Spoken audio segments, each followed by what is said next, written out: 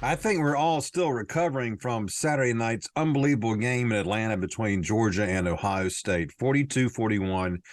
And for those of us who were there, we'll never forget it. And even if you were simply watching on your sofa in your living room, you'll never forget that game. Unbelievable game and an unbelievable comeback for the Dogs, who are down by 14 two separate times and came back to win that ball game by 1 point. Now they will play TCU for the national championship, and that's something we never could have predicted, that the Horned Frogs would be the opponent in Los Angeles at SoFi Stadium on Monday night. But Georgia is now in position to win its second straight national championship. And even saying those words make me chuckle for the fact that we waited 41 years for Georgia to win a national championship, and now they're in position to do it again, and they've got a great shot. There's no doubt about it. Now, plenty of people are saying, rightfully so, that if Georgia does not play well, or if they play like they did against Ohio State, that they may not beat TCU. They are the overwhelming favorite of 13 points, of course.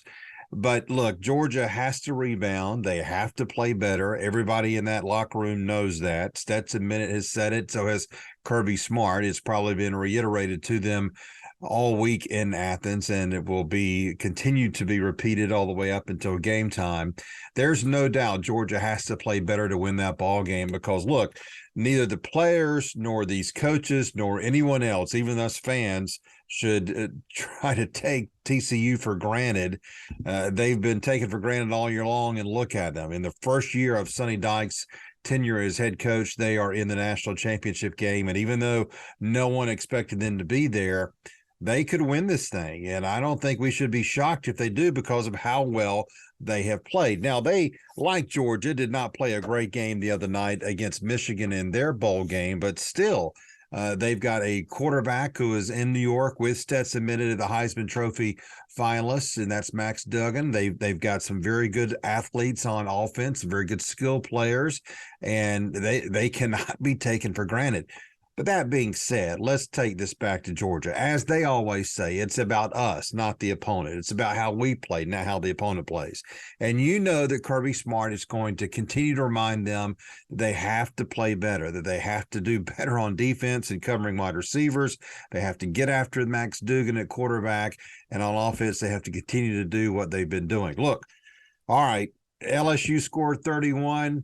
And Ohio State scored 41. That was more points than we ever thought would be scored on this defense. There's no question about that. But Georgia's offense can't be stopped. And we said that throughout the whole year. All right, if they do score points on Georgia's defense, can someone stop Georgia's offense? And so far, that has not been proven to be able to happen easily, with Georgia's offense having the success that it had. So I go back to this 60 minutes. Georgia, for years, had trouble finishing the drill for 60 minutes. They couldn't beat Alabama. They led twice in the national championship game, then the SEC championship game, deep in the fourth quarter, but they couldn't hold it. They couldn't do it for 60 minutes.